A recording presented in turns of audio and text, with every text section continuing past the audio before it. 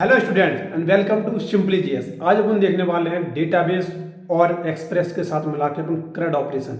CRUD operation basically इसके अंदर क्या होता है, आपको एपीआई क्रिएट करनी होती है, फिर उसको रीड करना होता है, फिर उसको अपडेट करना होता है, फिर उसको डिलीट करना होता है।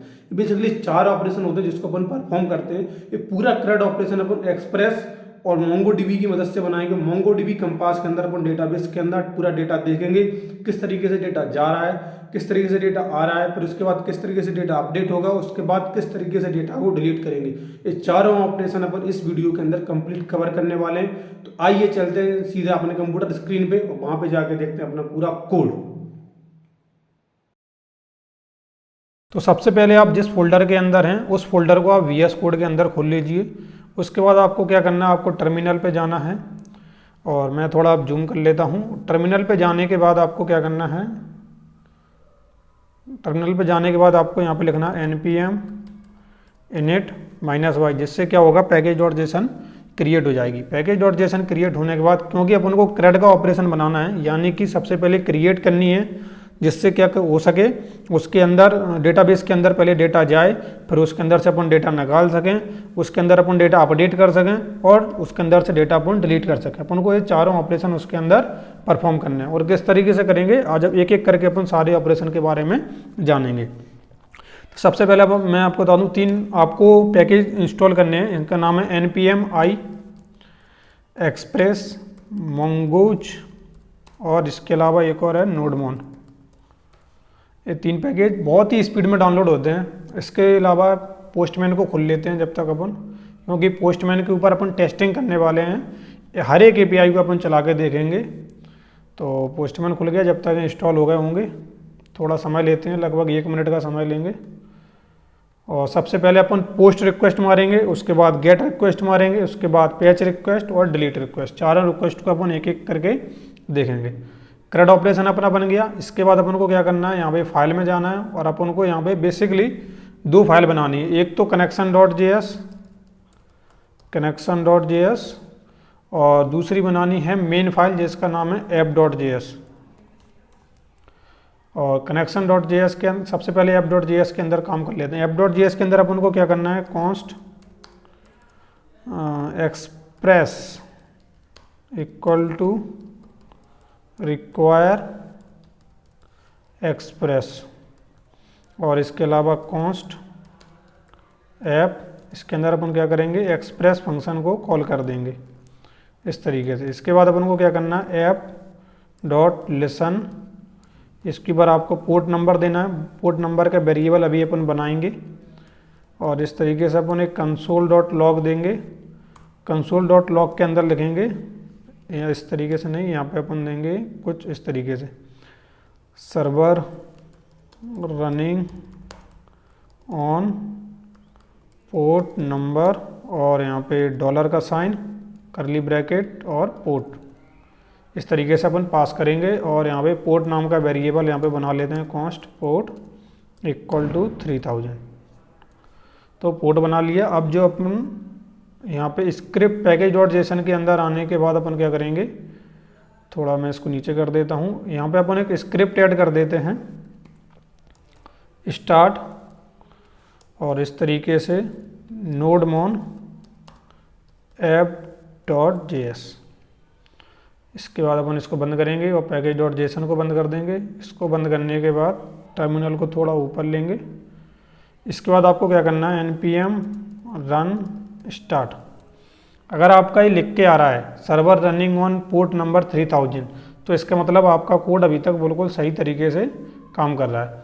आपका क्या करना है, आपको कनेक्शन.js में जाना है। कनेक्शन.js में जाने के बाद आपको करना है const mongoose equal to require mongoose और इसके बाद अपन को क्या करना है, mongoose डॉट कनेक्ट। और इसके लिए अपन को क्या करना पड़ेगा, आपको लेके चलते हूँ सीधा,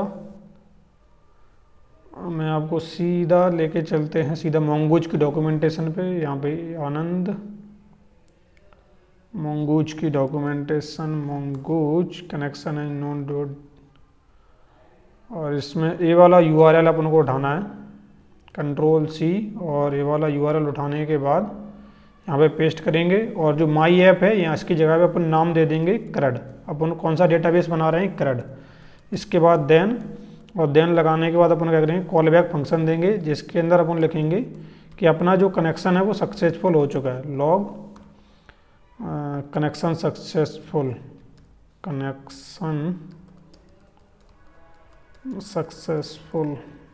कुछ इस तरीके से। इसके बाद अपन एरर देखने के लिए कैच लगा देंगे, कैच।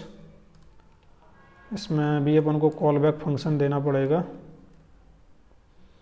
अरे यार क्या हो रहा है बार बार, console.log और एरर को अपन प्रिंट करा देंगे। इसके बाद अपन को कोई भी स्कीमा डिफाइन कर लेते हैं, मान के चलते हैं कॉन्स्ट स्कीमा और न्यू क्या करेगा, जो अपना मोंगूज है, मोंगूज का जो इंस्टेंस बनाना होता है वो अपन स्कीमा न्यू कीवर्ड की मदद से अपन बनाते हैं हमेशा। तो मोंगूज डॉट स्कीमा एक फंक्शन के अंदर ऑब्जेक्ट, और फिर आप जो भी नाम देना चाहते हैं। ऑब्जेक्ट के अंदर बेसिकली क्या होता है, की और वैल्यू दिया जाता है ना, बिल्कुल उसी तरीके से यहाँ पर भी देना नेम। और नेम के अंदर अपन दे लेते हैं यहाँ पे टाइप स्ट्रिंग, और अगर आपको वैलिडेशन लगाना है तो आप रिक्वायर्ड दे सकते हैं, नहीं लगाना तो कोई बात नहीं, मैं इसी को कर लेता हूँ कॉपी। और नेम और यहाँ पे ईमेल, नेम के बाद ईमेल। 2-3 डेटा ले लेते हैं अपन, मतलब API बनानी है अपन को बेसिकली, तो Ctrl+C और एक और ले लेते हैं कोई ईमेल की जगह सरनेम। अभी मैं वही डेटा ले रहा हूँ जिसके अंदर टाइप स्ट्रिंग की ज़रूरत पड़े। आप यहाँ पे कुछ और भी ले सकते हैं अगर आप चाहते हैं तो, और अगर आपको और डिटेल में चाहिए कितने प्रकार का डेटा ले सकते हैं तो आप मोंगूज की डॉक्यूमेंटेशन पे आके इसको एक बार रेफ़र ज़रूर कर लेना। 3 डेटा काफ़ी है मेरे हिसाब से, अभी 3 डेटा काफ़ी है, क्योंकि अपन को मेन एम अपना ये है कि अपन को देखना API बनती कैसी है, पोस्ट रिक्वेस्ट कैसे भेजते हैं, गेट रिक्वेस्ट, और फिर उसके बाद डिलीट रिक्वेस्ट, सारा ऑपरेशन अपन किस तरीके से परफॉर्म कर सकते हैं।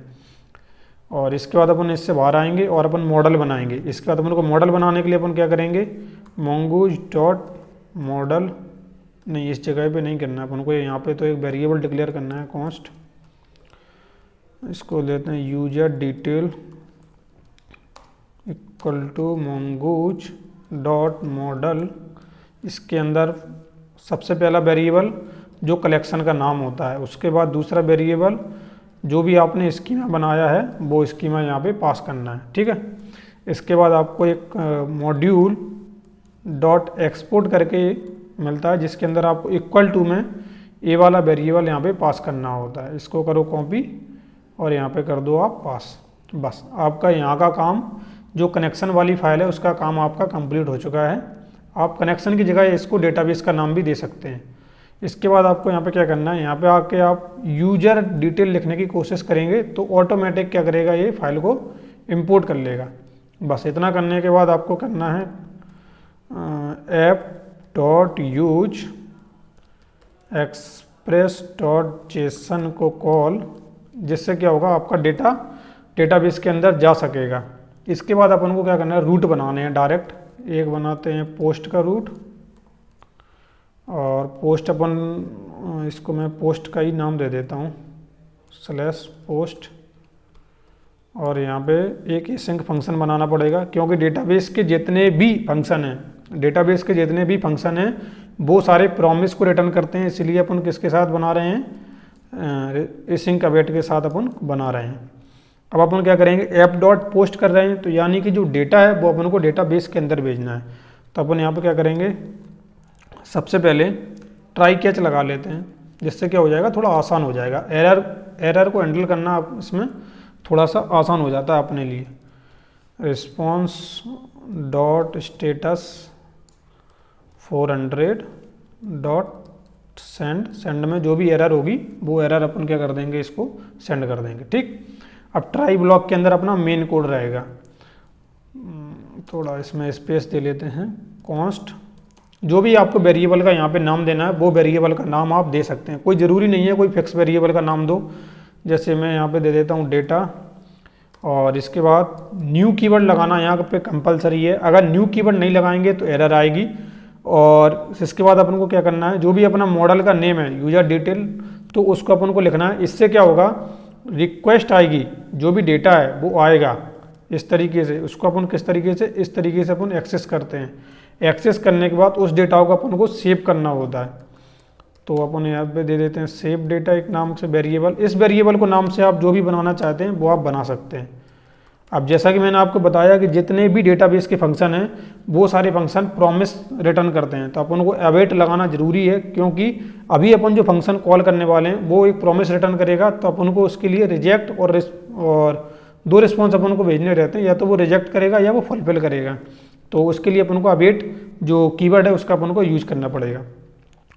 तो डेटा को अपन क्या कर देंगे, सेव फंक्शन को कॉल करेंगे, और इस सेव फंक्शन क्या करेगा, जो डेटा सेव हो जाएगा, जो डेटा सेव हुआ है वो वाला डेटा इस सेव डेटा नाम के वेरिएबल के अंदर आ जाएगा। अब जो यहाँ पे सेव डेटा नाम के अंदर वेरिएबल के अंदर जो डेटा आएगा उसी डेटा को अपन क्या करेंगे, रिस्पॉन्स के रूप में सेंड कर देंगे। तब अपन को क्या करना है, रिस्पॉन्स डॉट स्टेटस कितना 201 और सेंड कौन सा वेरिएबल, सेव डेटा। तो इस तरीके से अपना पोस्ट का रिक्वेस्ट बन गया। तो अभी मैं क्या करता हूँ, सबसे पहले अपना मोंगोडीबी कंपास खोल लेता हूँ, जिससे आपको डेटाबेस लाइव दिखा सकूँ कि किस तरीके से काम कर रहा है। और इसको करते हैं कनेक्ट करने के बाद यहाँ पे करता हूँ रीलोड। और जो अपन ने CRUD नाम का जो डेटाबेस बनाया था वो डेटाबेस अपना बन चुका है। CRUD के अंदर अपन ने यूजर नाम से जो एक कलेक्शन बनाया था वो भी अपना क्रिएट हो चुका है, CRUD और CRUD के अंदर यूजर। अब यहाँ पे चलते हैं, अपन ने कौन से पोर्ट पे चला रहे हैं इसको, 3000 पोर्ट पे। तो यहाँ पे जाने के बाद लोकल होस्ट, इस तरीके से कर लेते हैं, थोड़ा कॉपी कर लेंगे, थोड़ा आसान हो जाएगा। लोकल होस्ट और इसको Ctrl+Z 3000 कैन नॉट गेट, तो सही तरीके से आ गया है। यहाँ पे आते हैं, यहाँ पे Ctrl+V और 3000 में अपन ने क्या दिया, पोस्ट राउट पे अपन को बॉडी, और बॉडी पे करेंगे क्लिक, और यहाँ पे जेसन डेटा। यहाँ पे अपन को क्या क्या भेजना है, नेम भेजना है, उसके बाद अपन को ईमेल भेजना है, ईमेल। अभी मैं वैलिडेशन नहीं लगा रहा हूँ, कुछ भी वैलिडेशन नहीं लगा रहा हूँ, लेकिन जो अपना मेन एम है कि अपन को डेटा भेजना है, और डेटा किस तरीके से भेज के फिर निकालना है, फिर डिलीट करना है, फिर अपडेट करना है, वो एम अपना पूरा क्लियर होगा इस वीडियो की मदद से। Email sagar@email.com। इसके बाद अपन ने क्या बोला था, एक चीज़ और थी, शायद सरनेम था ना, इसमें देख लेते हैं अपन, हाँ सरनेम। तो यहाँ पे चलते हैं सरनेम, और सरनेम में यहाँ पे गुप्ता लिख देते हैं, ठीक। इसको करते हैं सेंड। तो जो भी अपन ने डेटा भेजा, राधे श्याम, ईमेल, सरनेम और उसकी आईडी, जिस आईडी के अंदर ये डेटा पूरा सेव हुआ है। देखो कोई भी डेटा होता है डेटाबेस के अंदर, जब भी मोंगोडीबी के साथ आप काम करें तो डेटाबेस के अंदर जो भी डेटा जाएगा, हर एक डेटा को पर्टिकुलर आईडी मिलेगी। अब ये आईडी इसलिए मिलती है क्योंकि आपको कभी भी भविष्य में अगर आपको डेटा निकालना है, यूज करना है, तो आप किसकी मदद से करेंगे, कुछ ना कुछ तो रेफरेंस होना चाहिए ना आपके पास। तो उस रेफरेंस के लिए ही अपन आईडी का यूज करते हैं। तो यहाँ पे जाएंगे, CRUD जो यूजर है उसको अपन सबसे पहले क्या करेंगे, इसको मैं रीलोड करता हूँ, और रीलोड करने पे जो डेटा अपना था राधेश्याम sagar@email.com और गुप्ता, तो ये डेटा जो है वो ऑलरेडी डेटाबेस के अंदर पहुँच चुका है, ठीक है। अब अपन पोस्ट रिक्वेस्ट अपन ने सही तरीके से मान ली और सही तरीके से अपन ने यूज भी कर लिया। अब अपन क्या करेंगे, गेट रिक्वेस्ट का यूज करेंगे। तो इस पोस्ट वाले को ही करते हैं अपन कॉपी, Ctrl+C Ctrl+V, और पोस्ट की जगह कौन से ये करनी है अपन को, गेट रिक्वेस्ट यूज करनी है, और पोस्ट की जगह यहाँ पर लिख देंगे गेट। एसिंक रिक्वेस्ट रिस्पॉन्स, ये सब सेव रहेगा, बस इसको अपन को हटा देते हैं। क्यों, क्योंकि अपन को इस बार डेटा लेना नहीं है, अपन को डेटा निकालना है। तो एक इस तरीके से करेंगे, अब उसकी बात करते हैं। सबसे पहले एक वेरिएबल डिक्लेयर करते हैं, कोई भी वेरिएबल जो आप कॉन्स्ट गेट डेटा इसको नाम दे देते हैं। जो भी डेटा आएगा उसको गेट डेटा अपन बोलेंगे, ठीक। इसके बाद अपन क्या करने वाले हैं, अभी जो डेटाबेस का फंक्शन है उसको अपन कॉल करने वाले हैं। तो अपन को क्या करना पड़ेगा, अवेट कीवर्ड का यूज करना पड़ेगा। तो जैसा कि मैंने आपको बताया कि डेटाबेस का हर एक फंक्शन प्रॉमिस के रूप में काम करता है, तो इसीलिए उसके साथ अपन को एसिंक अवेट लगाना पड़ता है। अवेट लगाएंगे, इसके बाद जो भी अपना जो क्या नाम इसका मॉडल था, जो भी अपना मॉडल था उसके अंदर अपन क्या करेंगे, डॉट फाइंड नाम का एक फंक्शन लगाएंगे। फाइंड फंक्शन क्या करता है, अपन को जितने भी डेटा उसके अंदर मौजूद हैं इस कलेक्शन के अंदर, जो यूजर डिटेल नाम का जो कलेक्शन है, अगर मैं यहाँ पे आपको लेके चलूँ तो जो यूजर नाम का जो कलेक्शन है, इस कलेक्शन के अंदर जितना भी डेटा है वो डेटा किसकी मदद से निकलेगा, इस फाइंड नाम का जो अपन ने फंक्शन लगाया है उसकी मदद से अपन को मिल जाएगा। ठीक, तो अपन को इस बार भी क्या करना है, रिस्पॉन्स स्टेटस अपन 201 भेजेंगे और इस बार सेव डेटा की जगह अपन यहाँ पे भेज देंगे गेट डेटा। तो बस इतना करना था इसमें। और यहाँ पे चलते हैं, पोस्ट की जगह यहाँ पे गेट और गेट, इस एक बार चेक कर लेते हैं वापस से। ठीक है, गेट है और इसको करते हैं डिलीट। बस अब इसको सेंड करते हैं। तो अपन को जो भी डेटा था, सबसे पहले उसकी आईडी मिली, उसका नेम मिला, ईमेल मिल गया, सरनेम मिल गया, जो भी चीज़ें थी उसके अंदर अपन को मिल गई हैं। अगर और अच्छे से देखना है तो मैं आपको क्या करता हूँ, यहाँ पे कंसोल पे ला के दिखाता हूँ, console.log गेट डेटा। ठीक, फिर यहाँ पे चलते हैं और इसको दोबारा से मैं सेंड करता हूँ। यहाँ पे आते हैं और टर्मिनल के अंदर कंसोल पे आपको यहाँ पे डेटा देखने को मिल रहा होगा, आईडी, नेम, ईमेल, सरनेम। तो अपन ने गेट रिक्वेस्ट भी आसानी से मान ली और गेट रिक्वेस्ट भी अपन ने बहुत ही आसानी से अभी तक काम कर लिया। अभी जो रिक्वेस्ट आने वाली है वो ये रिक्वेस्ट क्या है, ये भी बहुत ही ज़्यादा सिंपल है, बस थोड़ी सी इसमें कन्फ्यूजन लगता है कभी कभी जो बिगनर होते हैं उनको। आपको क्या करना है, इसी रिक्वेस्ट को आपको कॉपी पेस्ट करना है और गेट की जगह आपको एक और फंक्शन है जिसका नाम है पैच। देखो अभी तक तो अपन ने निकाली थी कौन सी, वो वाली जो जितने भी डेटा हैं हर एक डेटा का अपन ने निकाल लिया। लेकिन अगर कभी ऐसा हो जाए कि आपको बोला जाए कि बिल्कुल स्पेसिफिक डेटा निकालना है, जैसे मैं अगर आपको यहाँ पे करके दिखाऊं, सबसे पहले यहाँ पे अपन पोस्ट देते हैं और गेट की जगह पे यहाँ पे मैं पोस्ट को करता हूँ और यहाँ पे डेटा देता हूँ, कुछ डेटा यहाँ पे जो राधे श्याम की जगह मैं यहाँ पे क्या दे देता हूँ, नेम के बाद डेटा देता हूँ सागर राधे और ईमेल भी चेंज कर देता हूँ, सागर की जगह रमन कर देता हूँ, गुप्ता की जगह यहाँ पे पाटीदार कर देता हूँ। ठीक है, तो इसको अगर मैं सेंड करूँगा तो सागर राधे रमन @ और पाटीदार, तो एक नया डेटा इसके अंदर पहुँच गया। अगर मैं इसको रीलोड करूँ तो वो डेटा आप देख सकते हैं कि यहाँ पे 2 डेटा आ चुके हैं। तो अब ये 2 डेटा हैं, अब अपन को 2 डेटा में से कोई एक पर्टिकुलर डेटा चाहिए। कभी कभी ऐसे भी क्वेश्चन हो जाते हैं कि आपको बहुत मल्टीपल डेटा है तो उसमें से आपको कोई एक पर्टिकुलर डेटा चाहिए, तो वो कैसे पॉसिबल है। तो उसके लिए अपन क्या करेंगे, इसी फंक्शन को एक बार फिर से देखो, ए वाला कौन सा था, इसको अपन लिख देंगे गेट कंप्लीट डेटा या फिर full data from database. Comment लिखना बहुत ज़रूरी है, क्योंकि अगर कमेंट नहीं लिखते तो आप भी कोड नहीं समझ पाएंगे और जो आपने कोड जिसको भेजा है वो बंदा भी नहीं समझ पाएगा।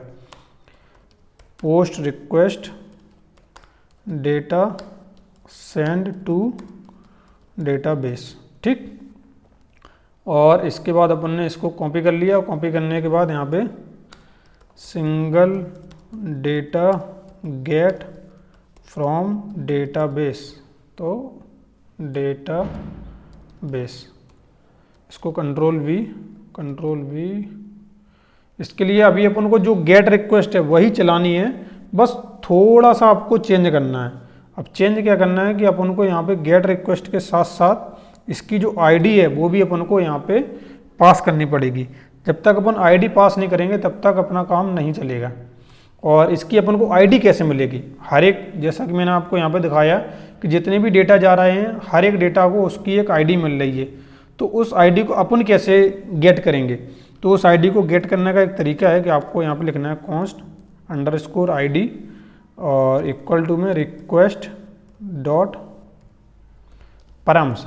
ये जो रिक्वेस्ट वेरिएबल बनाया ना, रिक्वेस्ट और रिस्पॉन्स, पूरा खेल इसी का है। आपको किसी ने रिक्वेस्ट भेजी और रिक्वेस्ट भेजने के बाद आपको वापस से उसको रिस्पॉन्स देना होता है। बहुत ही बेसिक, जैसे अपन कम्युनिकेशन करते हैं ना, जैसे आपसे किसी ने कोई सवाल पूछा, आपने उसका जवाब दिया, तो इस रिक्वेस्ट कीवर्ड के अंदर, इस रिक्वेस्ट जो ऑब्जेक्ट है, इस रिक्वेस्ट के अंदर बहुत सारी चीज़ें हैं, एक नहीं हजारों चीज़ें होती हैं। तो इसको अपन अगर रिक्वेस्ट को अगर आपने अच्छे से समझ लिया, पूरा डेटाबेस, पूरा बैकएंड, आप पूरी डिटेल आप आसानी से समझ सकते हैं। ठीक है, request dot params dot ID की मदद से अपन क्या करेंगे, जो आईडी यहाँ पे है उस आईडी को अपन गेट कर लेंगे। अब वो आईडी अपन को क्या करना पड़ेगा, इस फाइंड नाम का जो अपना फंक्शन है, जो डेटाबेस का फंक्शन है, इसके अंदर भेजेंगे। जब अपन इसके अंदर वो आईडी भेजेंगे तब जाके अपना जो कोड है सही तरीके से रन होगा। अब क्योंकि अगर आप यहाँ पे अगर गौर से ध्यान से देखेंगे तो यहाँ पे जो ऑब्जेक्ट, जो आईडी का जो लिखने का तरीका है वो क्या है, अंडरस्कोर आईडी, और अपन ने भी क्या दिया है, अंडरस्कोर आईडी। तो जब अपन ने दोनों वेरिएबल अगर सेम है तो ऑब्जेक्ट डिस्ट्रक्टिंग का कॉन्सेप्ट कहता है कि आपको दोनों वेरिएबल को लिखने की जरूरत नहीं है, आप सिंगल वेरिएबल लिख दो अंडरस्कोर आईडी, तो बस इतना लिखने से जो है आपका काम चल जाएगा। ठीक है, आपने क्या गेट डेटा और इस तरीके से। ठीक है, तो अभी देखते हैं। तो अपन क्या करेंगे, सबसे पहले इस यूआरएल को कर लेते हैं, नहीं यूआरएल को कॉपी नहीं करना, इसमें पोस्ट की जगह यहाँ पे लगाते हैं गेट रिक्वेस्ट और यहाँ पे लिखते हैं गेट और स्लैश, और इसके बाद डेटाबेस में जाते हैं, ये वाली आईडी उठाते हैं, कंट्रोल सी, और पोस्टमैन पे जाने के बाद इसको कंट्रोल बी, सेंड करेंगे। सेंड करने के बाद कुछ गड़बड़ हो रही, could not gate response, console में एरर मिल जाएगी अगर जो भी एरर, नहीं कंसोल में तो अपन ने करा ही नहीं एरर, लेकिन फिर भी देखते हैं। नोडमैन ऐप क्रैश हो गया, किस वजह से हुआ है उस चीज़ को देखते हैं। Slash ID request dot params dot ID, इसके अंदर अपन ने कहाँ पे गड़बड़ कर दी, अंडरस्कोर आईडी। आई होप इसको शायद करली ब्रैकेट में पास करना होता।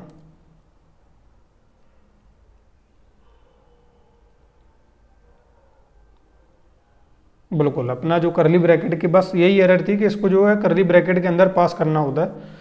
देखो, एक जब भी अपन फंक्शन को कॉल कर दिया, फंक्शन के अंदर अगर किसी चीज़ को पास करना तो करली ब्रैकेट की मदद से ही पास किया जाता है मंगूज में। अपन ने इसको, अब अपन इसको एक और डेटा दे के देखते हैं। जैसे नीचे वाला जो था, इसको अपन कंट्रोल सी, यहाँ पे आते हैं और इसकी जगह पे अपन इस वाले डेटा को पास करने की कोशिश करते हैं।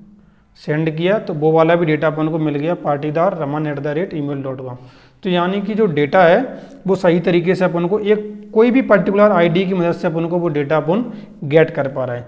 तो अपन ने अभी तक क्या देख लिया, गेट रिक्वेस्ट बिल्कुल स्पेसिफिक डेटा का देख लिया, और गेट रिक्वेस्ट जो पूरा डेटा है उसको भी अपन ने देख लिया। अब अपन ये देखने वाले हैं पैच रिक्वेस्ट। पैच रिक्वेस्ट क्या करती है, एक्चुअल में जो डेटा है आपका, जो आपका डेटा पहले से मौजूद है, उस डेटा के अंदर अगर कोई चेंज करना है, कोई अपडेट करना है, तो उसकी मदद, इसके लिए अपन क्या करेंगे, हमेशा पुट पैच रिक्वेस्ट का यूज करेंगे। तो अपन गेट की जगह इसको क्या बोलते थे, इसको बोलेंगे अपडेट।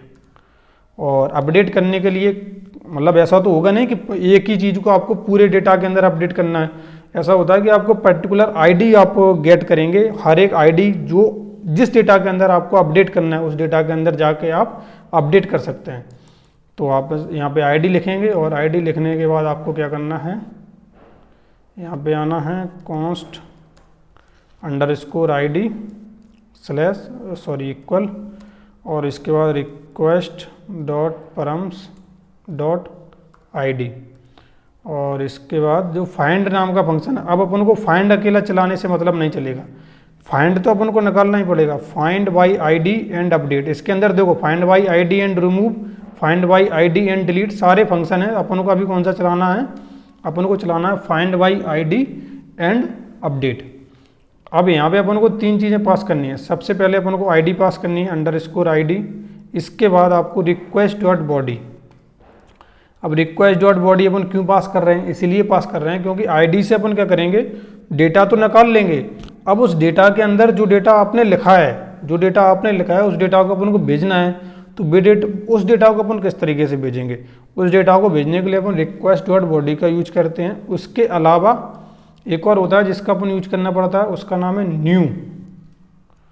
न्यू ट्रू, यानी कि जो नया डेटा है उसको भी अपन को एक्सेप्ट करना है। तो इस तरीके से जो है अपन पूरी तरीके से इसका जो डेटा है वो अपडेट कर सकते हैं। एक बार यहाँ पे चलते हैं app.patch, इसके गेट की जगह यहाँ पे पैच और यहाँ पे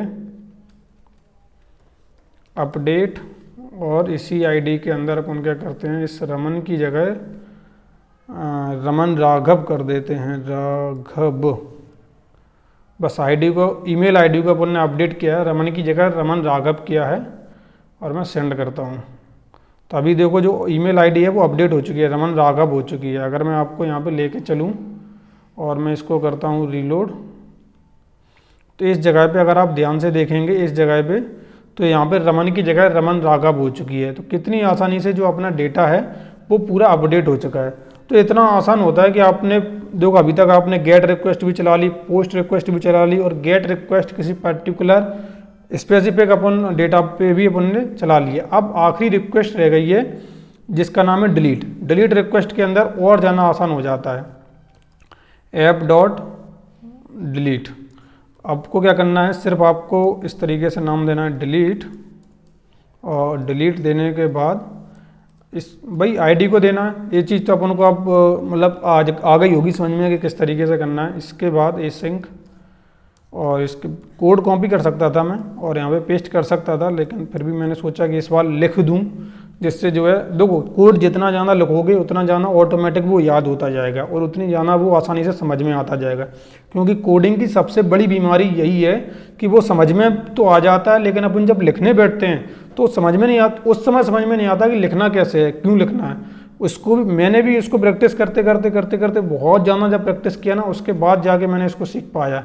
इतना आसान नहीं होता किसी भी चीज़ को इसमें सीख पाना। तो रिस्पॉन्स डॉट स्टेटस, और इसमें 500 देना पड़ेगा क्योंकि अब जो एरर आएगी वो डायरेक्ट डेटाबेस से आएगी या सर्वर से आएगी। तो जो भी एरर है वो अपन इसको सेंड कर देंगे। इसके बाद ट्राई कैच के अंदर अपन को वही लगाना है। इस बार अपन को डायरेक्ट आईडी अपन उसको पास कर देंगे, find by ID and delete को। जैसे मैं यहाँ पे एक कांस्टेंट वेरिएबल बनाता हूँ, डिलीट डेटा, जो भी डिलीट डेटा है, और इसके बाद यहाँ पे अपन क्या करेंगे, find by ID and delete, ये वाला फंक्शन अपन चलाएंगे। VS कोड के अंदर काम करने यही सुविधा है कि सारे फंक्शन आपको बने बनाए मिल जाते हैं। Request dot params dot ID, ये जो भी है वो अपनी request dot params dot ID, जो भी आईडी आप दोगे वो आईडी यहाँ पे चली जाएगी और वो डेटा डिलीट हो जाएगा। रिस्पॉन्स डॉट स्टेटस, इस बार अपन भेजेंगे 200 डॉट सेंड डिलीट डेटा। ठीक, एक खाली ऑब्जेक्ट आएगा, देखना अभी करते हैं इसमें डिलीट, और अपडेट की जगह यहाँ पे कर देता हूँ मैं डिलीट। सबसे पहले यहाँ पे चेक कर लेते हैं कि अपना DELET ठीक है। अब अगर मैं सेंड करता हूँ रिक्वेस्ट, तो यहाँ पे कुछ आ रहा है, could not gate request view in console, कुछ गड़बड़ हो गई है, देखते हैं क्या गड़बड़ है। Node e is not define, e कहाँ पे है एक्चुअल में, इसको एरर की जगह अपन इसको केवल ई कर देते हैं। दोबारा से यहाँ पे चलते हैं, इसको दोबारा सेंड करता हूँ, तो अपन को एक खाली ऑब्जेक्ट मिल रहा है। जब भी आपको खाली ऑब्जेक्ट मिले तो आप समझ जाओ कि आपका जो डेटा है वो डिलीट हो चुका है। और एग्जाम्पल के लिए मैं यहाँ पे आपको लेकर चलता हूँ डेटाबेस में, और डेटाबेस में जाने के बाद यहाँ पे करूँगा रीलोड करने पे डेटा अपन को डिलीट हो जाना चाहिए था। डेटा क्यों डिलीट नहीं हुआ, देखते हैं क्या गड़बड़ आ रही है। इसमें से इसको करते हैं अपन कॉपी, Ctrl+C, और यहाँ पे दोबारा चलते हैं और इस जगह पे डिलीट, Ctrl+V और सेंड। खाली ऑब्जेक्ट मिल रहा है, यानी कि डेटा तो डिलीट हो चुका है, लेकिन दिख क्यों नहीं रहा। यूजर के अंदर अपन जा रहे हैं तो ये डेटा मिल कैसे रहा है।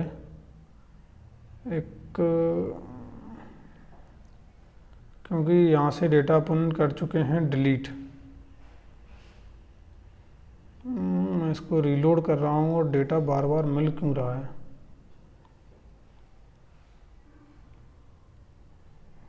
इस डेटा को करते हैं, चेक करते हैं इसमें कि गड़बड़ क्या हो रही है। request.params.id, यहाँ पे अगर अपन को ऑब्जेक्ट यहाँ पे मिल रहा है तो यानी कि डेटा तो ओहो, यहाँ पे 500 इंटरनल सर्वर एरर आपको देखने को मिल रही है। तो पर गड़बड़ कहाँ पे आ रही है, क्या कुछ एरर है इसके अंदर? लिख के तो नहीं आ रही बिल्कुल भी। एक काम करता हूँ मैं, इसके अंदर डिलीट ऐप डॉट डिलीट, अपन ने ट्राई कैच लिखा, एसिंक अवेट। एक चीज़ की अपन गलती कर गए, अपन ने यहाँ पे अवेट फंक्शन नहीं लगाया। वही होता है कि अगर जब अपन कोड खुद से लिखते हैं तो कुछ ना कुछ आपसे गड़बड़ हो ही जाती है, तो थोड़ा ध्यान रखना होता है। बस इसको सेंड किया, इस बार आया। अब यहाँ पे चलते हैं, अब अपन जाके यहाँ पे रीलोड करेंगे। अभी भी नहीं हो रहा है, एक बार फिर से चेक कर लेते हैं क्या गड़बड़ है। 500 इंटरनल सर्वर एरर, कुछ गड़बड़ हो रही है, अपन ने कोई रूट गलत दिया है शायद। ऐप डॉट डिलीट के अंदर डिलीट, एक सेकंड, इसी वाले कोड को करते हैं कॉपी, Ctrl+C, और इस वाले कोड पे करते हैं पेस्ट। और यहाँ पे अपन इसको डिलीट, इसको भी डिलीट, इसको भी डिलीट और इसको भी डिलीट। यहाँ पे एरर, और const delete data equal to await. यहाँ पे लगाता हूँ मैं find by ID and delete, और यहाँ पे request dot params dot ID। ठीक है, इसके बाद आपको यहाँ पे अपडेट की जगह यहाँ पे डिलीट करना है, और यहाँ पे पैच की जगह डिलीट करना है। स्पेलिंग गड़बड़, कॉन्स्ट और रिस्पॉन्स डॉट सेंड, सीधा जो डिलीट डेटा है उसको अपन को भेजना है। अब चेक करते हैं क्या गड़बड़ है। सबसे पहले तो अपन कंसोल पे देख लेते हैं कोई एरर तो नहीं है। कंसोल पे तो कोई एरर नहीं है। डिलीट सेंड करता हूँ रिक्वेस्ट, 400 बैड रिक्वेस्ट आ रही है। The request can not be fulfilled due to bad syntax. Bad syntax, delete की रिक्वेस्ट अपनी फुलफिल नहीं हो पा रही है। इसको एक बार दोबारा चेक करते हैं कि कहाँ पे गड़बड़ हो रही है। एक्चुअल में अपन एक सबसे बड़ी गलती कर रहे हैं कि यूजर डिटेल, जो अपन कलेक्शन का नाम है वो तो अपन दे ही नहीं रहे हैं। अरे यार, कितनी छोटी सी गलती थी। अपन को ये चीज़ देनी चाहिए थी, यूजर डिटेल Ctrl+C, और अपन ने ये तो बताया ही नहीं कि किसके अंदर से इसको हटाना है। यहाँ पे इसको करते हैं, वही मैं बार बार सोच रहा हूँ कि कुछ तो ऐसा हो रहा है कि गड़बड़ समझ में नहीं आ पा रही थी अपन को। इसको करते हैं सेंड। तो जो डेटा देखो 200 रिजल्ट आया है, डिलीट रिक्वेस्ट है, और यहाँ पे कौन सा राधे श्याम वाला जो डेटा है sagar@email.com, वो अपना डिलीट हो गया है। तो इसको मैं यहाँ पे जाके अब करूँगा रीलोड। तो अब देखो केवल रमन राघव @email.com वाला डेटा अपने पास रह गया है, और बाकी का जो ये वाला डेटा था राधे श्याम sagar@email.com वाला, ये वाला डेटा क्या है, डिलीट हो चुका है। ठीक है, अब इसके बाद अपन ये वाला डेटा भी डिलीट कर देते हैं, बिल्कुल खाली कर देंगे इसको। कंट्रोल सी, यहाँ पे चलते हैं, इसको करता हूँ पेस्ट, कंट्रोल वी। सबसे पहले यहाँ पे आने के बाद यहाँ पे इस तरीके से, और रमन राघव वाला भी डेटा जो है डिलीट हो चुका है। तो डेटाबेस के अंदर जाएंगे, इसको करेंगे रीलोड, और रीलोड करने पे अपन को मालूम पड़ेगा कि अपना जो कलेक्शन है वो एक बार फिर से पूरी तरीके से खाली हो चुका है। तो अपन ने जो डेटा है पूरी तरीके से क्रिएट कर लिया। अब इस पूरे कोड को जो है मैं क्या करूँगा, मैं सीधा भेज दूँगा अपने गिटहब पे, और गिटहब पे एक नई रेपोजिटरी बनाता हूँ, न्यू रेपो बनाता हूँ। ज़्यादा फाइल नहीं है अपने पास, दो तीन फाइल हैं, तो ज़रूरी नहीं है कि इसको गिट बेस के द्वारा या पर्टिकुलर कोड लिख के भेजूँ। पता नहीं इतना इंटरनेट इतना स्लो क्यों चल रहा है। मैं आप लोगों को गिटहब की लिंक देना चाहता हूँ, सिर्फ इसलिए इसको गिटहब पे पोस्ट करना चाहता हूँ। इतना क्यों देर कर रहा है यार। CRUD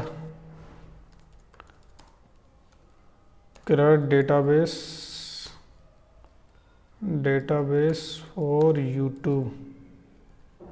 एक्चुअल में क्या ना कि कभी कभी मैं खुद के लिए भी बना के रखता हूँ, तो इसलिए मैं यूट्यूब स्पेशल इसमें मेंशन कर देता हूँ, CRUD डेटाबेस फॉर यूट्यूब। अभी जो इंटरनेट इतना स्लो कैसे हो गया यार, क्योंकि जितना मैं जानता हूँ अपने इंटरनेट को, वो कभी स्लो होता ही नहीं है यार। अभी इस समय बहुत ज़्यादा स्लो बता रहा है, लेकिन चलो ठीक है, कोई दिक्कत नहीं है। अब उनको केवल 3 फाइल को अपलोड करना है। चलो इस चीज़ को मैं छोड़ता हूँ, वो मैं अपलोड करके मैं डायरेक्ट क्या करूँगा, आपको लिंक नीचे प्रोवाइड करा दूँगा डिस्क्रिप्शन में, तो आप वहाँ से आप डाउनलोड कर लेना। जो भी आपको डाउट हो तो कमेंट सेक्शन में बोल देना, और इंस्टाग्राम पे आके आप मुझे पर्सनल मैसेज कर सकते हैं। जो भी डाउट है आप वहाँ पे आके मुझे बोल सकते हैं, ठीक है। तो मिलते हैं नेक्स्ट वीडियो में, जब तक के लिए thank you for watching this video.